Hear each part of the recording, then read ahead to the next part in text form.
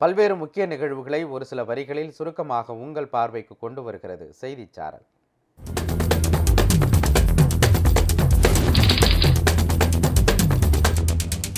கொடைக்கானலுக்கு வெளிநாட்டு சுற்றுலா பயணிகளின் வருகை அதிகரித்துள்ளதை அடுத்து அவர்கள் தங்கியுள்ள வட்டக்கானல் பகுதியில் துப்பாக்கி ஏந்திய காவலர்கள் சுற்றுக்காவல் பணியில் ஈடுபட்டுள்ளனர். அவ்வழியாக செல்லும் ஊர்திகளை ஆய்வு செய்த பின்னரே காவல்துறையினர் அனுப்பி வைக்கின்றனர்.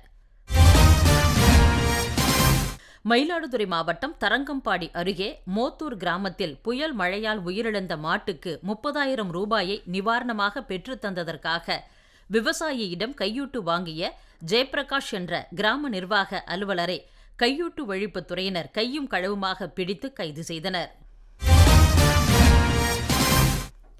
திருச்செந்தூர் அருகே உள்ள கீழநாலமூலை கிணறு அரசு பள்ளியில் போதிய இடவசதி இல்லாததால் மாணவர்கள் திறந்த வெளியில் பல்வேறு சிரமங்களுடன் கல்வி பயின்று வருவதாக பெற்றோர்கள் வேதனை தெரிவித்துள்ளனர். எனவே கட்டி முடிக்கப்பட்டு திறக்கப்படாமல் உள்ள வகுப்பறை கட்டடத்தை விரைவில் பயன்பாட்டிற்கு கொண்டுவர வேண்டும் என அவர்கள் கோரிக்கை விடுத்துள்ளனர். சாத்தான்குளத்தில் சுடலை என்ற இளைஞரை மர்ம நபர்கள் இருசக்கர ஊர்தியில் விரட்டிச் சென்று அரிவாளால் சரமாரியாக வெட்டி கொலை செய்யப்பட்டார். இது தொடர்பாக இருவரை கைது செய்து காவல்துறையினர் விசாரித்து வருகின்றனர். மதுக்கடையில் ஊழியரிடம் தகராறு செய்ததால் ஏற்பட்ட பகையால் சுடலை கொல்லப்பட்டாரா அல்லது வேறு காரணங்கள் உள்ளனவா என்ற கோணத்திலும் விசாரணை நடைபெறுகிறது. ஜோலார்பேட்டை அருகே பாச்சல் பகுதியில் சுப்பிரமணி என்ற அரசு பள்ளி ஆசிரியர் வீட்டின் பூட்டை உடைத்து 30 பவுன் நகைகளை மர்ம நபர்கள் கொள்ளையடித்துச் சென்றுள்ளனர். இது தொடர்பாக மாவட்ட காவல் கண்காணிப்பாளர் ஷியாமலா தலைமையில் காவல்துறையினர் நேரில் சென்று விசாரணை மேற்கொண்டனர்.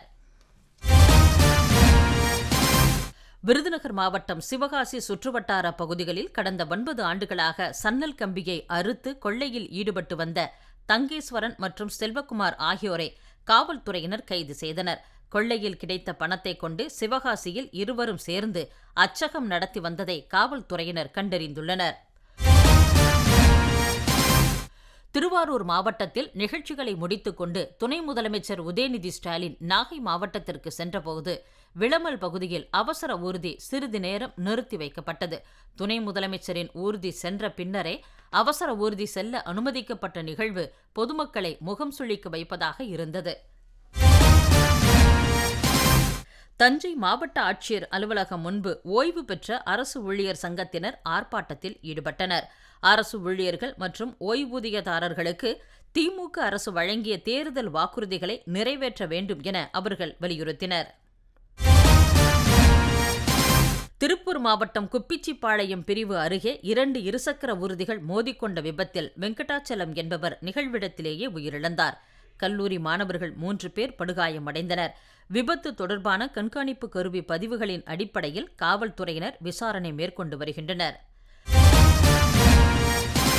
விருதுநகர் அரசு மருத்துவக் கல்லூரி மருத்துவமனையில் மகப்பேறு சிகிச்சைக்காக அனுமதிக்கப்பட்ட ராணி என்ற பெண்ணிற்கு ஒரே பிரசவத்தில் 3 குழந்தைகள் பிறந்துள்ளன. கங்காரு பராமரிப்பு சிகிச்சை முறை மூலம் குழந்தைகளின் எடை அதிகரிக்கப்பட்டதாகவும் தற்போது தாயும் குழந்தைகளும் நலமுடன் வீடு திரும்பியுள்ளதாகவும் மருத்துவக் கல்லூரி முதல்வர் ஜெயசிங் தெரிவித்துள்ளார்.